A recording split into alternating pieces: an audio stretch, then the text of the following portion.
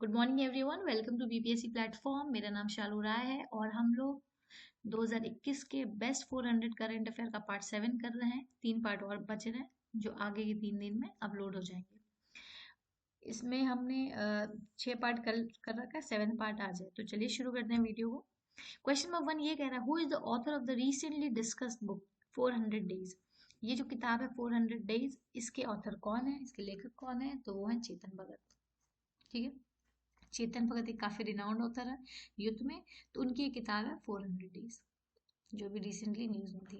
Next सवाल है कि अभी हाल में ही किस स्टेट में वर्ल्ड का highest electric vehicle charging station establish हुआ है, मतलब दुनिया का सबसे ऊंचा इलेक्ट्रिक व्हीकल चार्जिंग स्टेशन कहाँ पे खुला है? तो इसका जवाब हो जाएगा ऑप्शन ए, हिमाचल प्रदेश। हिमाचल प्रदेश के काजा जो विलेज है, लाहौल में ये पड़ता है। लाहौल काजा विलेज जो है, हो सकता है ऑप्शन में आपको लाहौल लिखा हो या स्टेट लिखा हो या स्पेसिफिक विलेज हो, तो ये तीनों आपको बातें पता होनी चाहिए। यहाँ पे इलेक्ट्रिक व्हीकल चार्जिंग स्टेशन है जहाँ से हम लोग अपनी इलेक्ट्रिक गाड़ियाँ जो भी हैं, या मोटर बाइक हो गई या गाड़ियाँ हो गई, फोर व्हीलर हो गई, उनको चार्ज कर सकते हैं। हमारी गवर्नमेंट बहुत ध्यान दे रही है कि हम अपने कोशिश है गवर्नमेंट की कि 20% तक इलेक्ट्रिक व्हीकल पे इंडिया शिफ्ट हो जाए आने वाले 5 से 10 सालों में। चलिए नेक्स्ट सवाल पे चलते हैं। कौन से स्टेट ने टॉप करा है in the major state category in the third state food security index 2021 release by FSSAI? तो हमारा जो भी ये डिपार्टमेंट है, उससे हम लोग को एक उन्होंने एक रिपोर्ट निकाली है। ठीक है, रिपोर्ट जो है वो 3 कैटेगरी में बांटी है। एक तो लार्जेस्ट स्टेट कैटेगरी है, एक स्मॉलर स्टेट्स है और यूनियन टेरिटरीज है। क्योंकि ऑफ कोर्स आप देखो, जो बड़े स्टेट हैं उनकी पॉपुलेशन अलग होती है, उनकी नीड्स अलग होती है, जो छोटे हैं उनकी अलग होती है। बात तो सबको कंपेयर नहीं कर सकते, इसलिए कोई भी इंडेक्स निकालता है ना, हमारा नीति आयोग निकाल दिया या फिर कोई भी अलग डिपार्टमेंट अपना निकालता है, तो जनरली जितने भी इंडिया में स्टेट्स हैं और जो यूनियन टेरिटरीज, उनको बांट देता है बड़े स्टेट, छोटे स्टेट और यूनियन टेरिटरीज में। तो ये जो हमारा इंडेक्स है, इसमें ये बताना है कि स्टेट फूड सिक्योरिटी इंडेक्स कि कहाँ का फूड सिक्योरिटी बेटर है, कहाँ मतलब खाना का बहुत सारे पैरामीटर्स हैं, जैसे कि हाइजीन कैसी है, मेंटेन करते हैं कि नहीं करते हैं, और फिर सेफ्टी है कि नहीं, अच्छे से बनाते हैं कि नहीं, उनका जो खाना है वो फ्रेश है या नहीं है, बजट में है या नहीं, इन सबको लेके निकाला गया। तो सबसे अच्छा यहाँ परफॉर्म करा गुजरात ने, लार्जेस्ट स्टेट में गुजरात। स्मॉलर स्टेट्स की बात करें तो वो सबसे अच्छा फूड है गोवा का, और यूनियन टेरिटरीज में बात करें तो वो जम्मू एंड कश्मीर का। दिल्ली भी इसमें नीचे है। ठीक है, तो आप ध्यान में रखिए गुजरात। चलिए नेक्स्ट सवाल पे चलते हैं।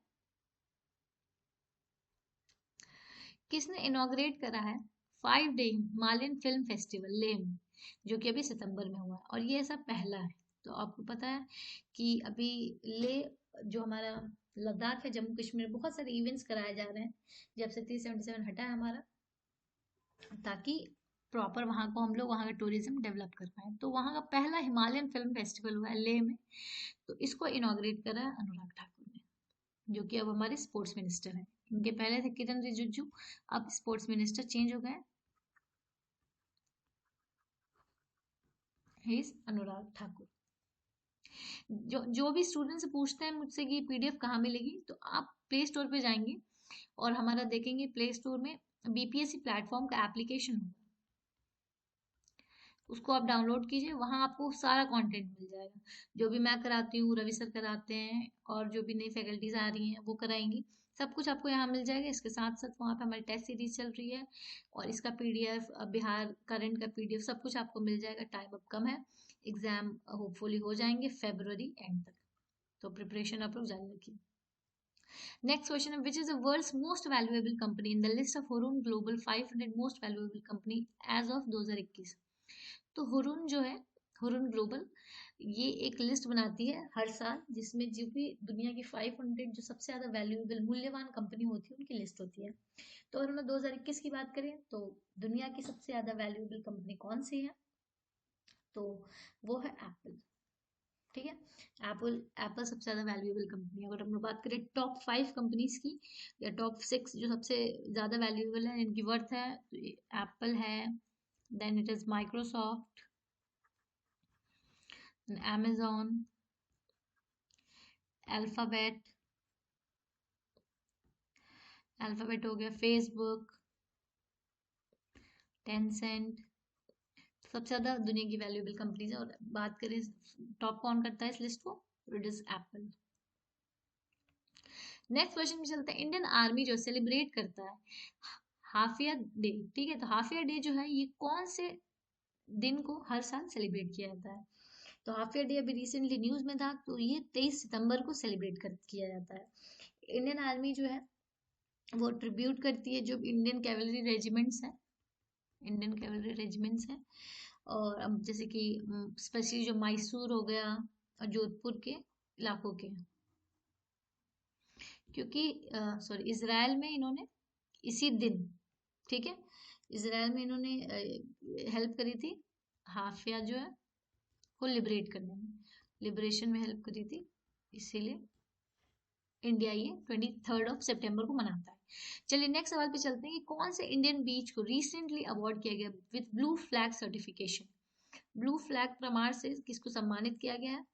तो इसका ऑप्शन हो जाएगा option C, both of them, because Kovalam जो कोस्ट है तमिलनाडु उसको भी ये सम्मान मिला है, और एडन कोस्ट पुडुचेरी इसको भी सम्मान मिला है, तो अब दोनों ध्यान रखिए।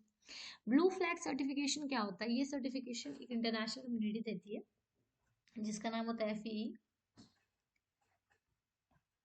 ठीक है, फाउंडेशन फॉर एनवायरमेंट एजुकेशन। तो इसमें होता है बहुत सारे पैरामीटर्स भी देखा जाते हैं, जैसे कोई भी बीच है तो सिर्फ क्लीनलीनेस नहीं देखी जाएगी, क्लीन कितनी है, आउटसाइड सराउंडिंग्स कैसी हैं, और जो अंदर का बीच के अंदर जो मरीन लाइफ है वो कैसी है, बहुत सारे पैरामीटर्स पे देखा जाता है। और जब वो पैरामीटर्स जो बीचेस जो है वो कर लेती हैं, पास कर लेती हैं, तो उनको ब्लू फ्लैग सर्टिफिकेशन मिल जाता है। इसका मतलब होता है जो भी ब्लू फ्लैग सर्टिफाइड बीचेस होती हैं, मतलब है कि ये बीच बहुत ही बढ़िया बीच है।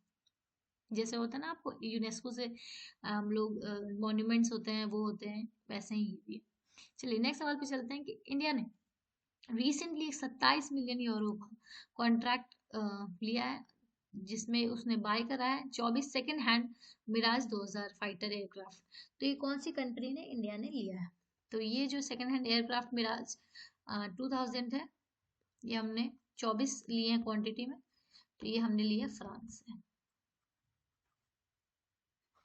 फ्रांस से, ठीक है। कई बार क्या होता है हम जब पुराने एयरक्राफ्ट लेते हैं तो कई बार तो अगर वो सही होते हैं तो उनको यूज करते हैं, नहीं तो क्या होता है उनके हम लोग पार्ट्स को भी इस्तेमाल करते हैं डिफरेंट डिफरेंट और नए एयरक्राफ्ट बनाने में, जिससे काफी कॉस्ट बचता है, ठीक है, इसलिए हम ये काम करते हैं। चलिए नेक्स्ट क्वेश्चन पे चलते हैं। रिसेंटली यूनाइटेड नेशन ने रिलीज करा है इमरजेंसी फंड अफगानिस्तान के लिए, तो कितने पैसे वो लोग दे रहे हैं, मनी दे रहे हैं मेडिसिन और या फिर मेडिकल सप्लाईज के लिए? तो रिसेंटली यूनाइटेड नेशन ने फंड करा है अफगानिस्तान के लिए $45 मिलियन। आपको पता है कि अफगानिस्तान में तालिबान ने टेक ओवर कर लिया है,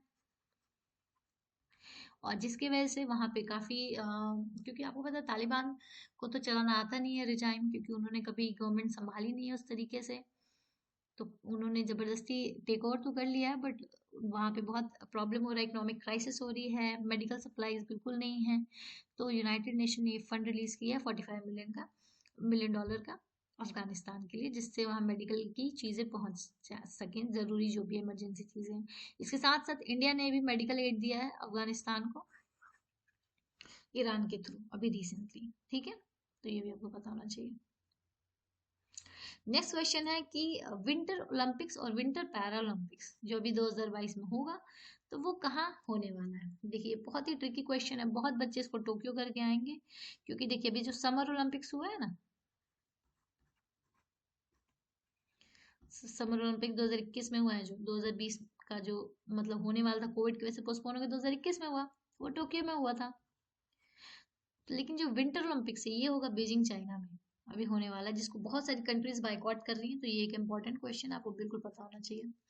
और अभी जो टोक्यो ओलंपिक्स और पैरा ओलंपिक्स हुए उससे रिलेटेड मैंने डेडिकेटेड 2 अलग वीडियो बनाई, आप डेफिनेटली देखें। आई एम वेरी श्योर कि जिन्होंने भी उस वीडियो को देखा तो आपको कभी भी कोई भी क्वेश्चन इससे रिलेटेड नहीं छूटेगा। मैंने प्लेयर से लेके इवेंट से लेके सब कुछ कवर किया है उसमें, आप प्लेलिस्ट में जाके चेक कर सकते हैं। नेक्स्ट क्वेश्चन है, what is the rank of India in recently release global innovation index.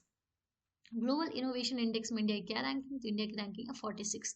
Global innovation index क्या होता है, ये एक ऐसा इंडेक्स होता है जिसमें देखते हैं कि इस कंट्री में कितनी इनोवेशन हो रही है, कितनी नई टेक्नोलॉजी पे काम हो रहा है। तो इसमें इंडिया की रैंक 46 है and I am very sure कि इसमें हम लोग की रैंक बहुत इंप्रूव होगी जल्दी जल्दी, क्योंकि हमारी रैंक इसमें इंप्रूव हुई भी है पहले से काफ़ी, अभी और होगी 46 से आउट ऑफ 132 कंट्री।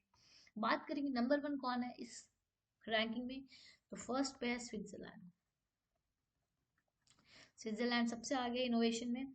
और उसके बाद हम लोग बात करते हैं कि स्वीडन, उसके बाद क्या है, उसके बाद कौन सी कंट्री है, तो स्वीडन है। फिर बोलोगे आप यूएसए का है, तो थर्ड है यूएसए। फिर है यूके, देन है Korea, Republic of Korea, fourth fifth. ठीक है। और ये जो रैंकिंग ग्लोबल इनोवेशन इंडेक्स ये कौन देता है, ये वीपो रिलीज करती है। ठीक है, वीपो ध्यान में रखिएगा। वीपो का फुल फॉर्म में वही है, वर्ल्ड इंटेलेक्चुअल प्रॉपर्टी ऑर्गेनाइजेशन। ठीक है। नेक्स्ट क्वेश्चन में चलते हैं कि रिसेंटली कौन से ऑर्गेनाइजेशन ने स्टार्ट किया स्पिन स्कीम, ताकि जो भी हमारे पॉटर्स हैं, कुम्हार हैं, वो सेल्फ रिलायंट हो सके, वो आत्मनिर्भर हो सके। तो रिसेंटली स्पिन स्कीम लॉन्च करी है khadi and village industrial commission ने, जिसको हम लोग बोलते हैं शॉर्ट में KYIC। ये कमीशन ने इसको ऑर्गेनाइज करा है स्पिन स्कीम। स्पिन का फुल फॉर्म क्या है, देखिए कई बार क्या होता है कि कोई भी जो स्कीम पूछेगा ना, तो या तो ये पूछ लेगा कि किसने लॉन्च करा है, या फिर ये पूछ लेगा इस स्कीम में क्या है, या ये पूछ लेगा कि इसका फुल फॉर्म क्या है। तो आपको पता होना चाहिए, तो इसका फुल फॉर्म है स्ट्रेंथनिंग, लिख दे रही हूँ मैं, strengthening the potential of India. इसमें बनारस में करीब 1100 कुम्हारों को लिया गया है और उनको स्किल उनका डेवलप कराया जाएगा और उनको सेल्फ रिलायंट वो बन सके। तो KYIC ने इसको शुरू करा। Next question, what is the position of Indian passport in recently released Henley passport index 2021। तो अभी हेनली पासपोर्ट इंडेक्स एक इंडेक्स होता है, जो भी इंडेक्सेस मैं आपको पढ़ा रही हूँ, जैसे ग्लोबल हंगर इंडेक्स हो गया, ग्लोबल इनोवेशन इंडेक्स हो गया, ठीक है, अभी जैसे हेनली पासपोर्ट इंडेक्स हो गया, जो भी इंडेक्सेस हैं ये बहुत इंपॉर्टेंट होते हैं और ये बहुत ही ईजी है। आपको बस याद करना है, मैं एक डेडिकेटेड वीडियो डाल दूंगी अभी अगले हफ्ते में, जिसमें सारी रैंकिंग एक जगह होंगी, उसको ट्रिक से बताऊंगी। रैंकिंग होने से नहीं होता है, कई बार बच्चे कंफ्यूज होते हैं, बट अगर आप इसको ट्रिक से याद करेंगे तो आपको कोई कंफ्यूजन होगा, आप इजीली कर सकते हैं। तो अगर हेनली पासपोर्ट इंडेक्स की हम लोग बात करें, तो इसमें इंडिया की रैंकिंग क्या है, तो इसमें इंडिया की रैंकिंग 90th, 90 रैंकिंग हमारी। और इससे ये पता चलता है कि आपका पासपोर्ट, जो इंडिया का पासपोर्ट कितना पावरफुल है। तो 90 रैंकिंग है, जो कि पुअर है, हम लोग को इम्प्रूव करना है। फर्स्ट जो है, बहुत सालों से एक ही कंट्री चल रही है सबसे, वो है जापान।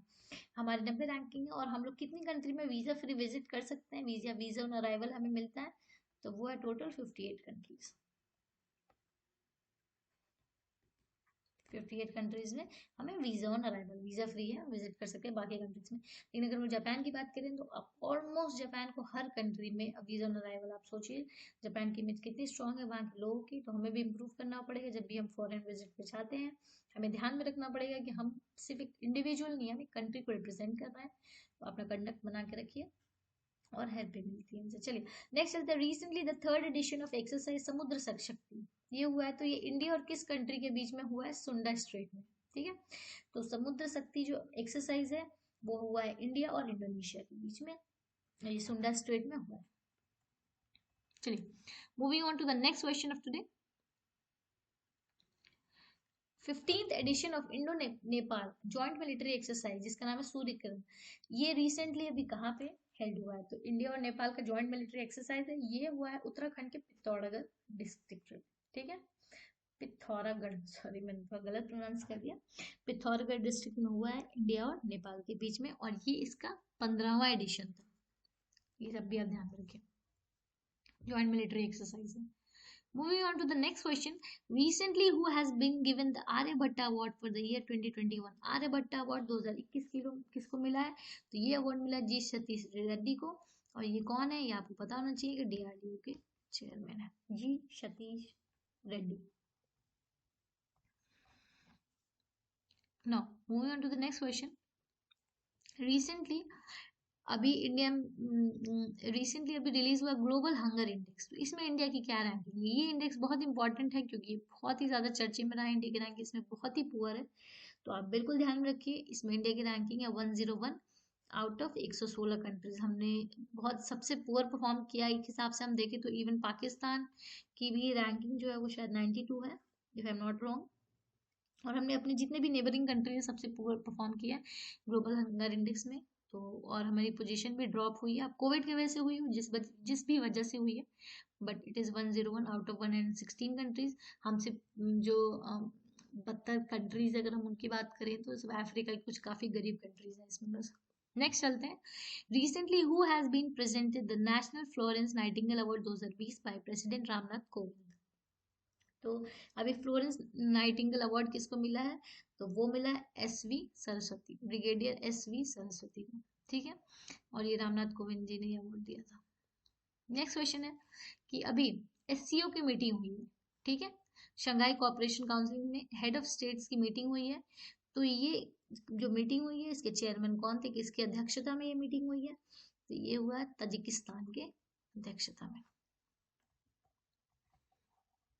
तजिकिस्तान। आप मुझे कमेंट सेक्शन में लिख के बताओ what is the capital of Tajikistan, क्योंकि बच्चे काफी कंफ्यूज होते हैं तजिकिस्तान, किर्गिस्तान, कजाकिस्तान और उज्बेकिस्तान में। आप मुझे कमेंट सेक्शन में इन सब की कैपिटल्स लिख के बताइए, जिसका सही होगा मैं उसका आंसर पिन कर दूंगी। ओके,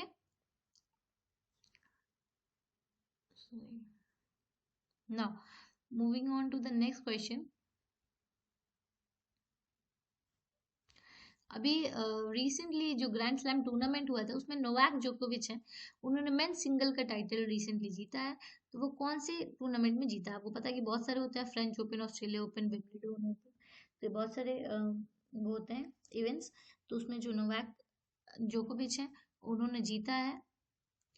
तो उन्होंने ये तीनों इवेंट्स जीते हैं, फ्रेंच ओपन भी, ऑस्ट्रेलिया ओपन भी और विम्बलडन ओपन भी। ऑल ऑफ द अबव इसका आंसर हो जाएगा। ये टेनिस के बहुत ही बड़े खिलाड़ी हैं और ये सर्बिया के रहने वाले हैं, नोवाक जोकोविच। तो इन्होंने ये सारे इवेंट जीते हैं, तो इसका आंसर हो जाएगा all of the above. Next question है कि अभी कौन से शहर में इंडिया के रिसेंटली पहली इमरजेंसी लैंडिंग फैसिलिटी इनॉग्रेट हुई है हाईवे पे, जिसमें क्या होगा कि हाईवे पे इमरजेंसी लैंडिंग करानी होगी अगर, तो वो पॉसिबल हो पाएगी। तो ये हुआ है राजस्थान के बाड़मेर में, ठीक है। राजस्थान के बाड़मेर में ऐसी पहली इमरजेंसी लैंडिंग फैसिलिटी हाईवे पे इनोवेट हुई है। नेक्स्ट है recently which Indian player has one the title of Asian snooker championship 2021। तो एशियन स्नूकर चैंपियनशिप जीती है पंकज आडवाणी ने। अगर पंकज आडवाणी की मैं बात करूं तो इनसे बेहतरीन स्नूकर का प्लेयर हमारे यहाँ कभी नहीं रहा है। तो अगर स्नूकर से रिलेटेड क्वेश्चन है, अगर आपको आंसर नहीं भी पता है तो आप अगर पंकज आडवाणी ला के आएंगे तो 75 to 80% टाइम्स आपका आंसर सही होगा, क्योंकि अभी पिछले जितनी भी नेशनल चैंपियनशिप हुई है पिछले 8-10 सालों में लगभग पंकज जी ने ऑलमोस्ट सभी जीता है। Is a very very nice player. तो अभी एशियन स्नूकर चैंपियनशिप भी इन्होंने ही जीती है, पंकज आडवाणी। नाम आप ध्यान में रखेंगे, स्नूकर का बहुत ही बड़ा नाम है। नेक्स्ट सवाल पे चलते हैं, किस कंट्री ने मल्टीनेशनल एक्सरसाइज जैपैड 2021 अभी ऑर्गेनाइज करता है रिसेंटली? तो क्वेश्चन ये है कि कहाँ पे ये एक्सरसाइज रिसेंटली हुई है जैपैड 2021, और तो ये हुई है रशिया में, ठीक है, जैपैड 2021। नेक्स्ट क्वेश्चन है who has become the first Indian female athlete जिसने 2 पैरालंपिक मेडल जीते हैं? This is also very important question. तो पहली इंडियन फीमेल एथलीट जिसने 2 पैरालंपिक मेडल जीते हैं उनका क्या नाम है? तो उनका नाम है अवनी लेखारा। अवनी लेखारा जो है वो राजस्थान की रहने वाली हैं और इन्होंने शूटिंग के इवेंट में 2 मेडल जीते हैं 2020 में। सोचिए एक ही ओलंपिक्स में, और सब ठीक है, एक तो उन्होंने गोल्ड जीता है और एक इन्होंने ब्रॉन्ज जीता है। मैंने ओलंपिक्स वाली वीडियो में डिटेल में इनके बारे में बताया, ये बहुत ही इंपॉर्टेंट प्लेयर है। और अगर देखिए हम लोग तो अभी तक ओलंपिक्स में किसी भी फीमेल ने गोल्ड नहीं जीता है, और पैरा ओलंपिक्स में पहला गोल्ड जीता अवनी लेखारा ने। तो इन्होंने बहुत सारे रिकॉर्ड तोड़े हैं, 2 मेडल भी इन्होंने एक साथ जीते, गोल्ड भी इन्होंने, पहली विमेन है इंडिया की जिन्होंने गोल्ड जीता है इन पैरा ओलंपिक्स और ओलंपिक्स। तो आप नाम ध्यान में रखिए, Avani Lekhara, and she is very young, she is just 19 year old. Next है कि इंडिया का लार्जेस्ट ओपन एयर फर्नेस ये कहाँ बना है? तो इंडिया का लार्जेस्ट ओपन एयर फर्नेस जो है ये बना है रानीखेत में, that is in Uttarakhand, Uttarakhand में रानीखेत में। रिसेंटली किसको स्वामी ब्रह्मानंद अवार्ड मिला है 2021 के लिए? तो स्वामी ब्रह्मानंद अवार्ड जो है वो मिला है आनंद कुमार को। आनंद कुमार कौन है? ये आप मैथमेटिक्स के बहुत ही बड़े टीचर हैं, सुपर 30 जिनकी कोचिंग है। आई एम वेरी श्योर आप सब इनको जानते होंगे, तो उनको ये अवार्ड मिला है, Brahma award. Now moving on to the next question. Recently पहली विमेन आर्मी ऑफिसर कौन बन गई है? जो कि जो हमारा BRO है, BRO is border road organisation,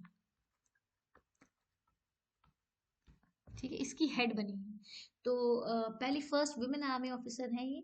और इनका नाम अगर हम बात करें तो इनका नाम है आइना रैना, ठीक है।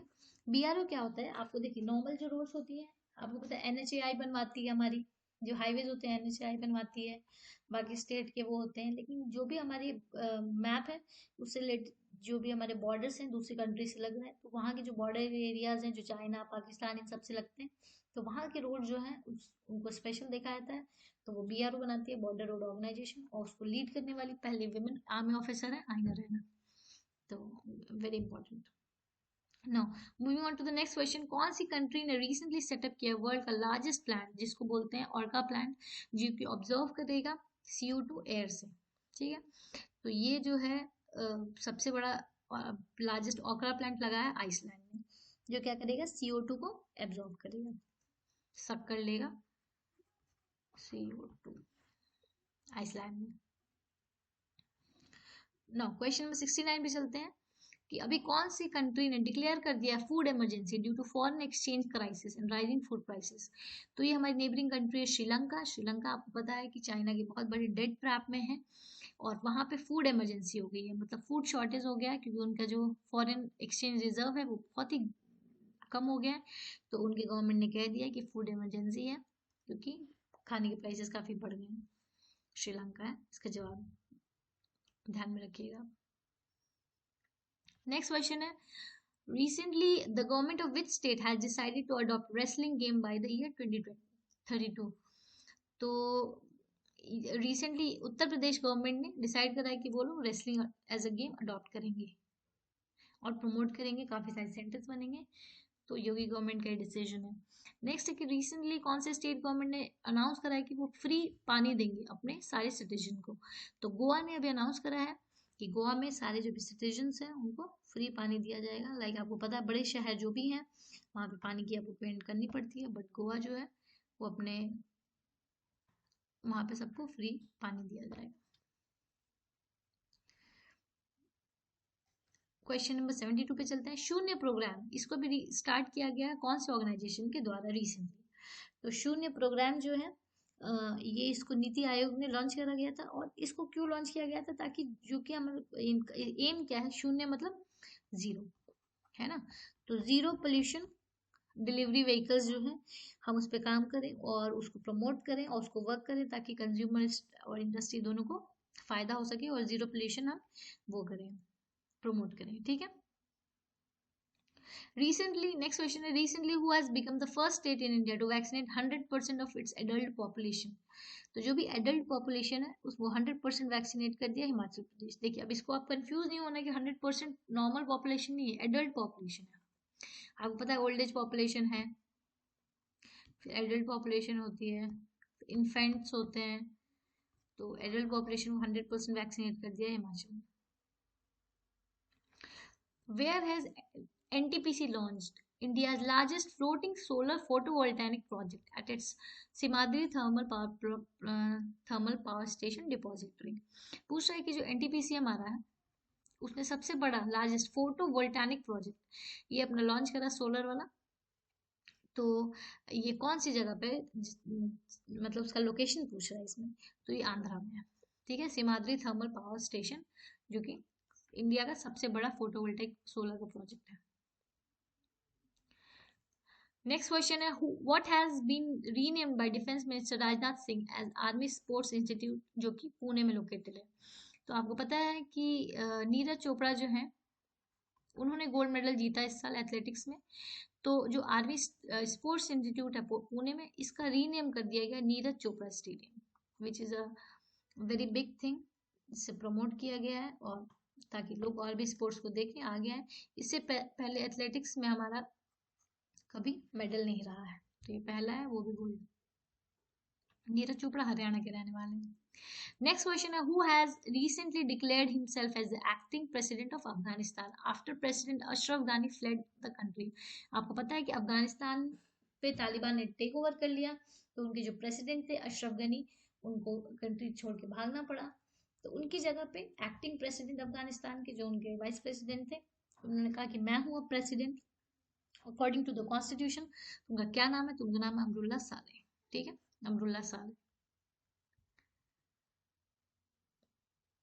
ना क्वेश्चन में 77 पे चलता है, रिसेंटली कौन सा स्टेट जो है पहला स्टेट बन गया इंडिया में जो कि रिजर्वेशन देगा गवर्नमेंट जॉब में ट्रांसजेंडर कम्युनिटी को। तो जो भी हमारा ट्रांसजेंडर कम्युनिटी है उसको रिजर्वेशन मिलेगा गवर्नमेंट जॉब में, 1% रिजर्वेशन मिलेगा। और ऐसा करने वाला पहला स्टेट बन गया इंडिया का Karnataka. This is a very good and important step, ताकि वो भी एक अपनी अच्छी लाइफ जी सकें।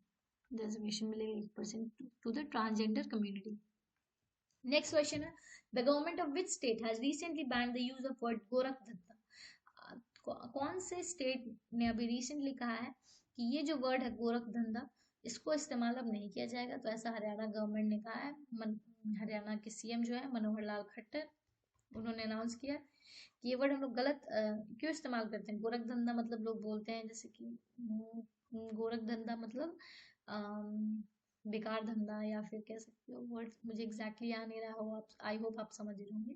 उसके लिए हम यूज करते हैं किसी गलत काम के लिए, हाँ गलत धंधा। तो ये वर्ड हम लोग यूज नहीं करेंगे क्योंकि ये हर्ट करता है सेंटिमेंट्स को, जो भी गोरखनाथ जगह से रिलेटेड है उनके सेंटिमेंट्स को। तो इसलिए उन्होंने बैन कर दिया कि ये वर्ड अब यूज नहीं होगा। नो नेक्स्ट क्वेश्चन पे चलते हैं कि इंडियन एयरफोर्स ने रिसेंटली कंस्ट्रक्ट किया है वर्ल्ड का largest mobile art traffic control tower. तो वर्ल्ड का सबसे टॉलेस्ट है mobile art traffic control tower कहाँ है? तो ये है लद्दाख में। ठीक है, लद्दाख में कहाँ है? नियोम में। वर्ल्ड का tallest mobile art traffic control tower, it is in Ladakh. And the last question for today, in which state India's first drone forensic lab and research center has been started? तो India का पहला drone forensic lab और research centre अभी recently शुरू हुआ है केरला में। Drone से रिलेटेड जितने भी रिसर्च होगा या फिर जितनी भी इसकी में टेस्टिंग होगी, आपको पता है कि ड्रोन्स अब आजकल बहुत वॉरफेयर में यूज हो रहे हैं।